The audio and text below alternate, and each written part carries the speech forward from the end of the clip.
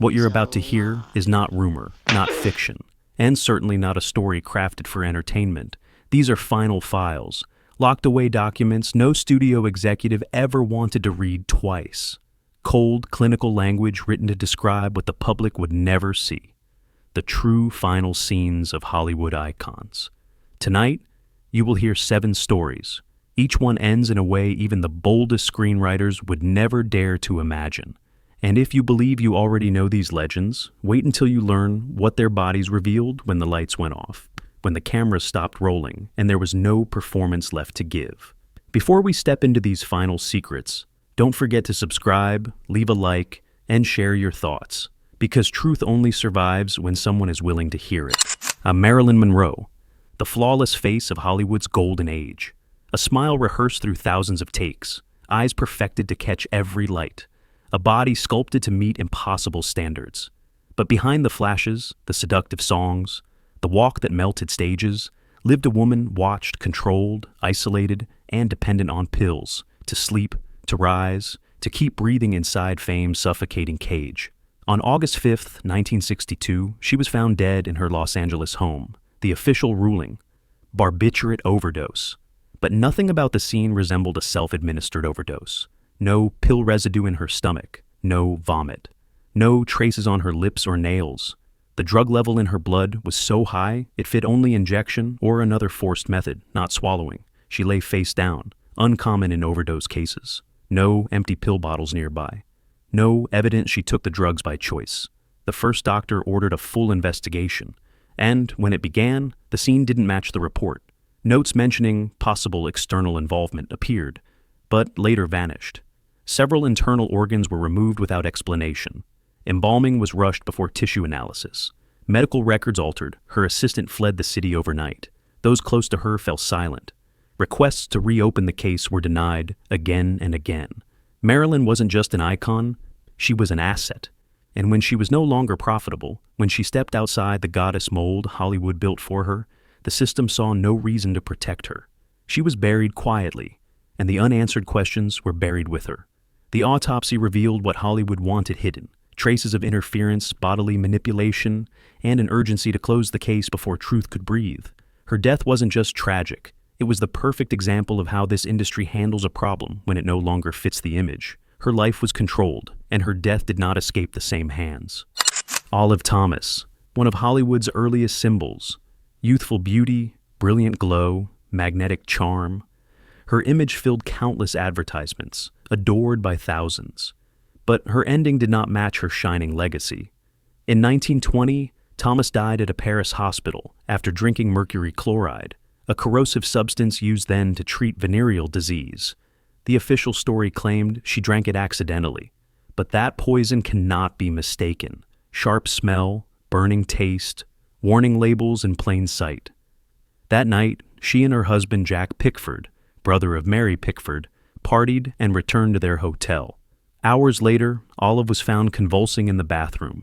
No signs of calling for help, no vomiting, no scratch marks, no screams. Her body burned from the inside out, the dose enough to kill an adult slowly and agonizingly. So, why was the poison so easily accessible? Why consume something impossible to confuse? And if it was truly an accident, why did the studio shield Jack Pickford instead of seeking answers? The file read, accident. The public reassured, but the autopsy told another story. Suspicious. The young Hollywood system could not afford scandal, and so questions vanished almost instantly. Olive Thomas was buried with honor, while fragments of the truth remained locked away in dusty, forgotten files. Her death was more than personal tragedy. It marked the beginning of Hollywood's long-standing tradition: bury what doesn't fit, protect the powerful, and let silence work its magic. In that world, even poison can have protectors. Peggy Shannon was chosen to step into the spotlight as Clara Bow. The original It Girl began to fade. She had luminous beauty, magnetic presence, and a work pace the studios craved. But behind that polished surface was a fractured soul, exhausted by relentless pressure and the cruelty of the industry. In 1941, at only 34 years old, Peggy was found lifeless at home. Her husband discovered her collapsed on the sofa, a bottle still in her hand, eyes open and vacant, as if staring into a bottomless void. The official cause was heart failure. But those words were just thin paper covering a harsh truth. The examination showed severe exhaustion, a liver damage beyond warning, the result of years of pressure, sleepless nights, countless rejections, and silent exploitation, forcing her to smile for the cameras while her heart was breaking. It was not a peaceful death, and certainly not an accident. It was the outcome of a life drained to the last drop, then discarded. She died quietly, just days after another failed audition. No headlines, no defense of her legacy. No one stood up for her because she no longer made money. From rising star to a forgotten footnote in Hollywood's archives, her body proved she did not die naturally. She died because she was abandoned long before her last breath. And Hollywood, it didn't look back. It simply moved on to the next bright face. Ramon Novarro, the first Latin heartthrob of the silent era, a symbol of charm, talent, and idol worship. But lights fade, and in the final chapter of his life, he lived alone, far from the glory that once surrounded him. In 1968, he was found dead in his home. The scene was so brutal even police were shaken. Horrific wounds to the head, dried blood on his neck and floor, evidence he fought desperately, clawing for one final breath. His death was not cinematic tragedy. It was raw violence. Rumors claimed it was a robbery, carried out by young men he had known. But the autopsy did not point to theft. It revealed torture. Ramon was tormented before his final breath. His body bore defensive wounds. He fought for his life, but no one came.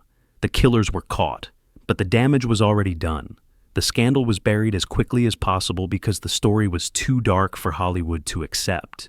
They did not want their icon associated with such horror, so they rewrote it as a private tragedy, unworthy of remembrance. His private life, judged harshly by a society unprepared for difference, became his punishment. And in the end, only the autopsy told the truth, unfiltered, unpolished, undeniable. Janet Laff, 29, was found collapsed on her bathroom floor. Medical staff discovered severe internal burns, signs she ingested ammonia. But investigators were stunned. There were no signs of resistance, no vomiting, no scratches, no defensive injuries on her hands, face, or mouth, as if she was forced to consume the lethal substance without time to fight. In life, Janet was known not only for her talent, but for her boldness. She spoke openly about how studios treated women, ignored, exploited, treated like products meant to stay flawless, obedient, perfect. She said, "The screen only shows half the story, and the other half is what the industry fights to bury." Those words angered powerful people. 1 week later, she was dead. Her husband claimed she was depressed, but no antidepressants were found, no alcohol, no note. No sign she was preparing to take her life. Only evidence of death from a dose of ammonia that could not have been accidental. No deep questioning, no suspects, no follow-up investigation. The case closed quickly. Silence. Once again, the answer Hollywood preferred. Janet didn't stumble. She was silenced. And like so many faces ground beneath the wheels of a cold industry, she was buried under the label of household accident, a story the forensic evidence never agreed with. While Hollywood continued manufacturing dreams, Janet was erased from the conversation, an uncomfortable truth the industry chose to forget. The lights turn off. The audience stands. The dream dissolves into the glow of an exit sign. But bodies do not lie. They whisper in frozen ink, in sealed reports, in marks no makeup could erase. These stars did not simply fade, they were filed away, covered, forgotten. Hollywood sells dreams. Behind them lie graves filled with silence, secrets, and voices smothered beneath beauty and fame. If you stayed until the end, you already understand. Truth does not play on the screen. It waits in the shadows after the final cut, and stories never truly end, not until the last secret speaks.